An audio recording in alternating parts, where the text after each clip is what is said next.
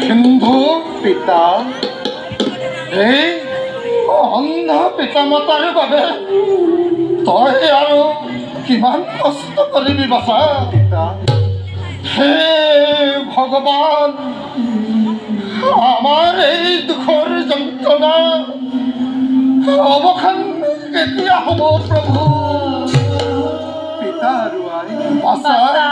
তোমালোকে দুখ নকৰিবা বিধাতাই বিধিলিপি লিখিলে ইয়াতে তাকে আজি বিধাতাৰ দান বুলি গ্ৰহণ কৰা দুয়ো বিনা প্ৰতিবাদে এয়া বিধাতাৰ দান নহয় বাছা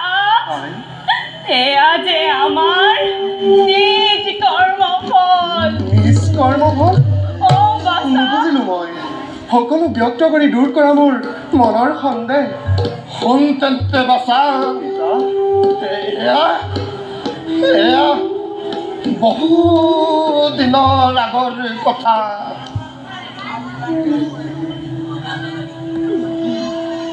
মহামুনি ত্ৰিজেতা আহিছিল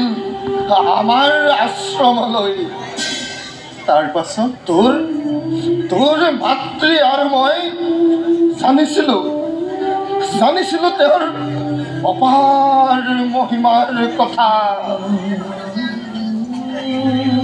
কিন্তু সেই উদ্দেশ্যে দুয়ো গৈছিলোঁ আমি মুনিবৰৰ চৰণ সেৱাৰ উদ্দেশ্যে তাৰ পাছত কিন্তু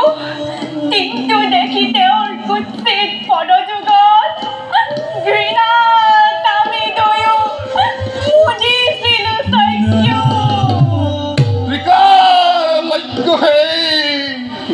মহামুনিয়ে আমাক আশীৰ্বাদ কৰিলে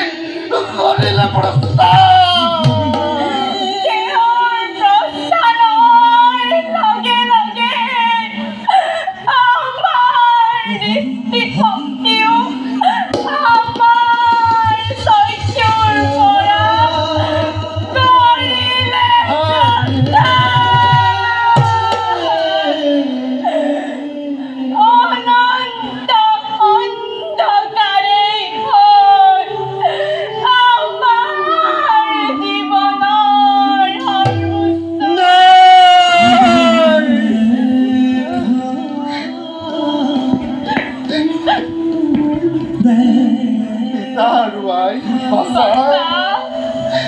স্মৰণ কৰাই সেই অতীতৰ কৰুণ কাহিনী নজলাবা আৰু কৰ অগণি নিজ কৰ্মৰ ফলে যদিও বা দুয়ো অন্ধত্ব কৰিলা গ্ৰহণ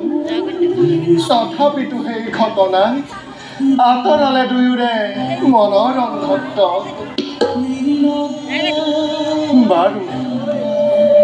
লাহে লাহে বেলিটিয়ে অস্তাচললৈ কৰিছে গমন নাই আজি কুটিৰত এটুপিও জল নাই বাছা পিতা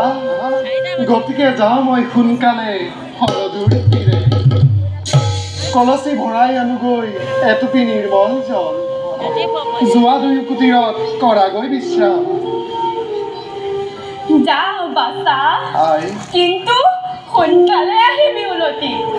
দৰ্শন কৰি তোৰ হৰদূৰ অনিত্য সুন্দৰ ৰূপ বিলম্ব নকৰিবি বাছা তোৰ অবিহনে আমি চিন্তা নকৰিবা মই সোনকালে উলটি আহিম মই আহিলোঁ আই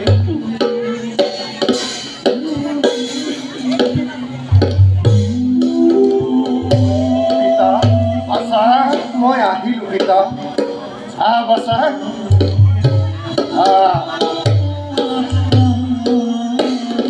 বাছা হেন্দু তই গলি নে বাছা মই আহিলোঁ পিতা মই নথকা অৱস্থাত কিন্তু তোমালোক কুটীৰৰ বাহিৰলৈ নোলাবা মই আহিলোঁ যা বাছা যা নাথ মন কৰিলানে তুমি দিনক দিনে আমাৰ বাছা কিমান ডাঙৰ হৈ আহিল কিমান জ্ঞানী হ'ল নাথ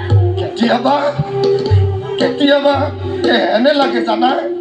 কেনে লাগে নাথ তাৰ মুখত শুনি কিছুমান জ্ঞান গৰ্ভৰ কথা মই যেন বিস্মিত হৈ যাওঁ প্ৰিয়ে নাথ আৰু কেতিয়াবা এনে লাগে জানা প্ৰিয়ে কেনে লাগে নাথ সি যেন তোমাক আৰু মোক এৰি চিৰদিনৰ বাবে গুচি যাব আপোন স্থানলৈ কিনো অমংগলীয়া কথা ভাবে আপুনি 10 মাহ 10 দিন যাক গৰ্ভত কৰিছো ধাৰণ নিজ বৈচ্ছৰ অমৃতেৰে যাক ডাঙৰ কৰিলো সি বাৰু কলৈ যাব আমাক এৰি এনে কথা কৈ মনো কষ্ট নিদিব